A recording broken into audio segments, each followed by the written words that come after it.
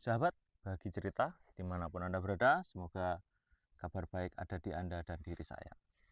Nah, kali ini kita membahas 7 kata yang biasanya kita ucapkan tidak sengaja ataupun disengaja.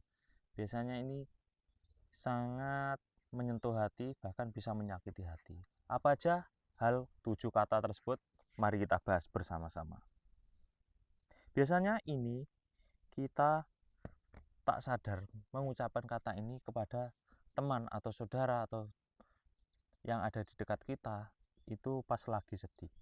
Contohnya suatu masalah, yaitu yang pertama, ada suatu masalah seseorang, kita itu biasanya dengan tanpa sengaja ataupun disengaja bilangnya seperti ini. Kan saya sudah bilang kemarin gini gini gini gini gini gini. Sebenarnya kata ini menurut saya itu kurang terlalu baik untuk digunakan. Alangkah baiknya jika kejadian itu sudah terjadi atau terlanjur, kita bukan untuk menyalahkan tapi memberikan solusi. Memang sedikit waktu kita memberi penjelasan bahwa si orang ini telah melakukan hal yang ini yang membuat masalah dan jadinya masalahnya seperti ini. Alangkah baiknya dengan diganti yang katanya kemarin itu bilangnya, kan kemarin saya sudah bilang, diganti ini sudah terjadi karena kejadian ini adalah perilaku yang kamu lakukan, akhirnya menyebabkan kejadian ini. Ayo kita bersama-sama untuk mencari solusi. Nah, yang kedua, ketika teman-teman atau saudara Anda saat bersedih mempunyai kesalahan atau masalah, biasanya seseorang yang mempunyai masalah itu pasti beda. Beda perilaku, beda kebiasaan. Yang maunya biasanya makannya sedikit malah banyak, jadi banyak. Biasanya bangun pagi malah bangun siang. Nah, kita jangan terlalu memberikan suatu kata-kata yang kurang enak. Seperti contoh, kamu itu terlalu sensitif, kamu itu terlalu kurang kuat. Nah, jangan seperti itu, teman-teman. Karena setiap orang menghadapi masalah itu caranya berbeda dan efek sampingnya juga berbeda. Daripada kita memberikan suatu kata, kamu terlalu sensitif, terlalu gini, lebih baik memberikan kata-kata yang menguatkan dia. Contoh, sewaktu misal dia orangnya gampang baperan, nah itu kamu terlalu sensitif banget ya, gitu aja sudah perasaan. Nah, lebih baik diganti kata, kamu tidak usah hiraukan apa yang dikatakan orang lain, fokus pada dirimu, fokus perbaiki, fokus untuk mencari solusi. Lebih baik seperti itu, didorong, ditekan ke arah yang positif. Jangan sampai kita mendorongnya itu ke bawah, doronglah ke atas sampai memberikan dia mempunyai respon untuk bersemangat lagi menghadapi masalah ataupun juga mencari solusi. Terus yang poin ketiga, pokoknya kamu itu selalu positif setiap saat ya. Kamu harus bisa seperti ini, seperti A, seperti B.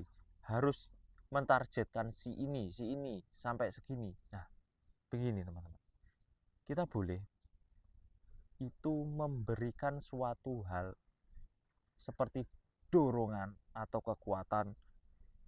Nah, tapi seseorang itu juga boleh sementara waktu untuk bersedih, khawatir, takut, ataupun juga gimana ya, pokoknya beda. Biasanya itu energik, tidak apa-apa. Kita harus memberikannya waktu, karena tidak selamanya kita menghadapi masalah itu selalu semangat, selalu positif. Dan kita pun tidak melarang untuk mengeluapkan emosi itu dengan cara yang berbeda-beda. Yang penting jangan sampai merugikan orang lain ataupun diri sendiri.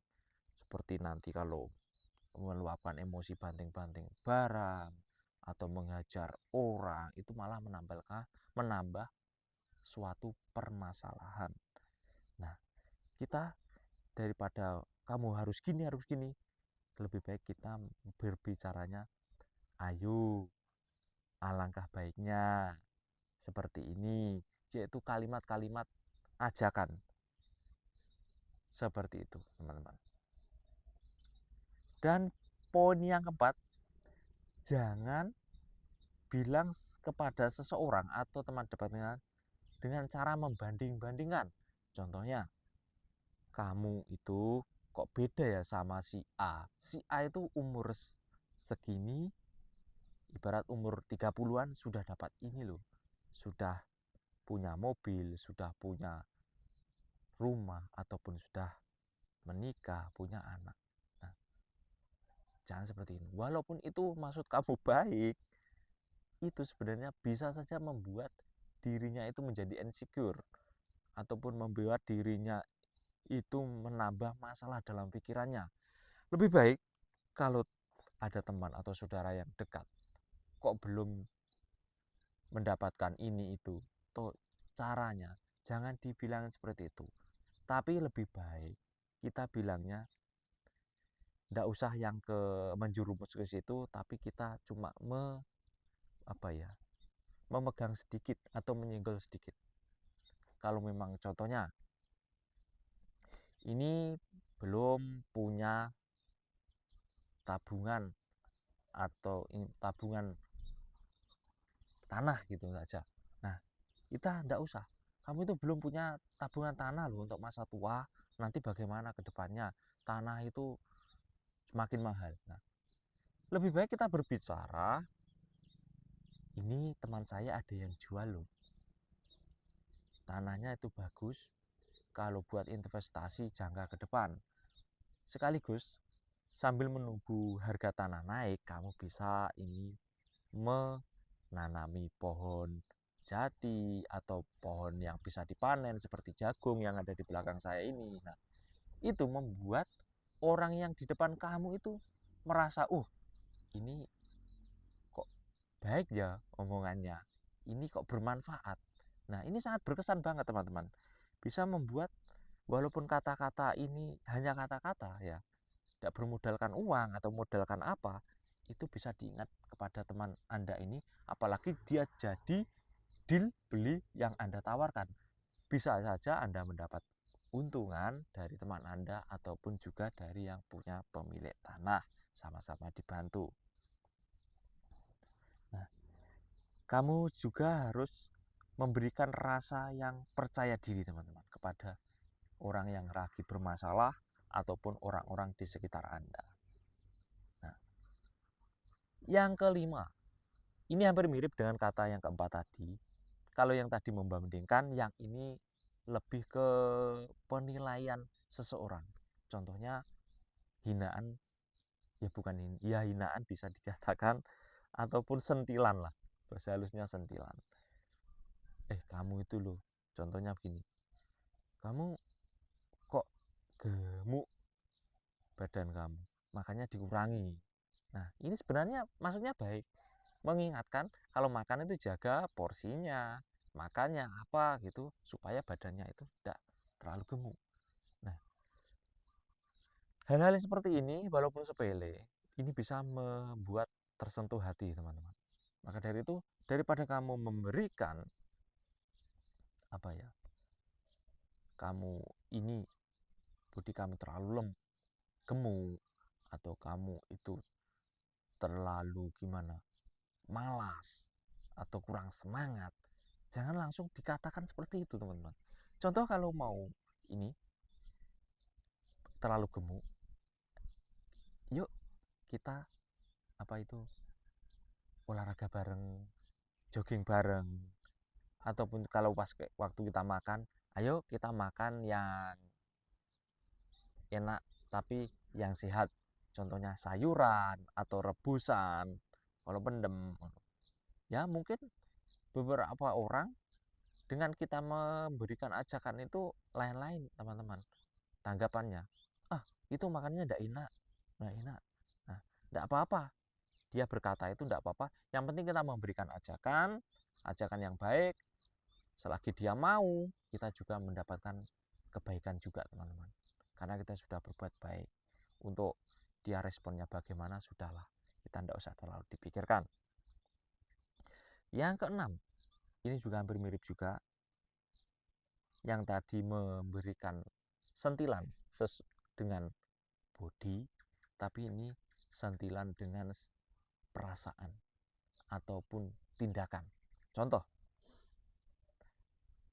kamu itu laki-laki, kok nangis?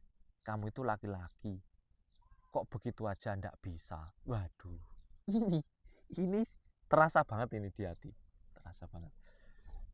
Jika memang seseorang seperti demikian, lebih baik berilah dia semangat dulu.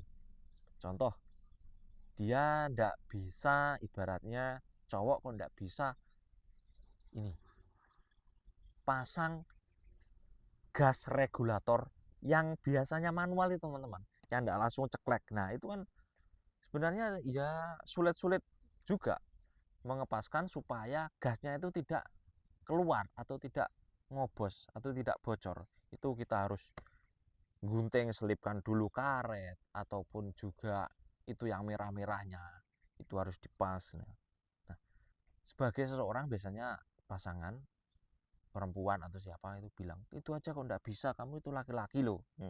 Jangan teman-teman, lebih baik kita bicaranya seperti, belum bisa, masih ngobos, ayo kita perbaiki sama-sama.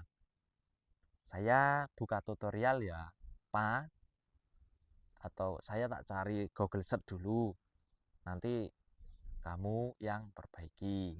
Nah ini kan suatu cara, walaupun ngomongannya itu 5 kalimat, 3 kalimat itu sama, dan bicaranya buka mulutnya sama, tapi kalau penyampainya bagus, itu membuat orang lain itu lebih suka dan lebih senang teman-teman. Maka dari itu jaga dan atur cara bicaranya. Nah, kembali lagi ke gas tadi teman-teman.